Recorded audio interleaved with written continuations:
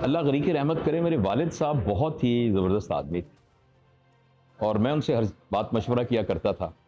और बाज़ वक़्त हमारी बड़ी शदीद आर्गुमेंट भी होती थी और मैं उनसे कहता था कि घर नहीं बनाना चाहिए। तो जितने पैसे हम घर बनाने पे इन्वेस्ट करते हैं, तो उससे किराए पे बंदा ले ले। तो जब कभी चेंज कर ले, कभी कोई और जगह पे ले ले। तो मेरे वालिद साहब कहते थे कि बेटा मैं तुम्हारी तकरीबन सारी बातों से इत्तेफ़ाक करता हूँ, मगर इस बात से नहीं इत्तेफ़ाक करता। तो मैंने कहा कैसे अब्बू? तो वो ये कहते थे कि बेटा घर जो है वो हेडक्वार्टर की तरह होता है। जिस तरह हेडक्वार्टर होता है ना, फ़ौजें लड़ती हैं, जाती हैं, बाद में कहते हैं हम अपने हेडक्वार्टर पे जा रहे हैं। तो कल को तुम्हारी बहन जो है उसकी शादी हो जाएगी, वो चली जाएगी, तुम्हारे बच्चे होंगे, उनमें से कुछ कहीं और चले जाएँगे। लेकिन वो हर ईद पे उन्हें हेडक्वार्टर याद आएगा। हर ईद पर वो चाहेंगे कि एक ही तरह की सेवइयाँ पकें और सारे लोग इकट्ठे होकर फिर वहाँ इकट्ठे बैठ के सेवइयाँ खाएँ और बकरा ईद में और जो बहुत कोई त्योहार का दिन हो तो उसमें वो सब इकट्ठे हों। तो उनके जाने के बाद मुझे एहसास हुआ कि वो सही कहते थे।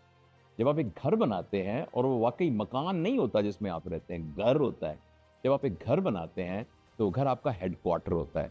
हेडक्वार्टर एक्चुअली एक तरह की लेगेसी भी होती है। यानी ये हमारा घर है और वो घर से आपको ऐसे लगता है कि जैसे उसके साथ आपका एक रूहानी रिश्ता होता है। घर आपको खींचता है और आपकी जड़ों के साथ, आपकी तहज़ीब के साथ, आपके तमद्दुन के साथ, आपकी ख़ानदानी रवायात के साथ आपके ताल्लुक़ की बुनियाद बनता है। तो ये बात मुझे उनकी हमेशा याद आती है और मैं कहता हूँ वाक़ई घर को ऐसा ही होना चाहिए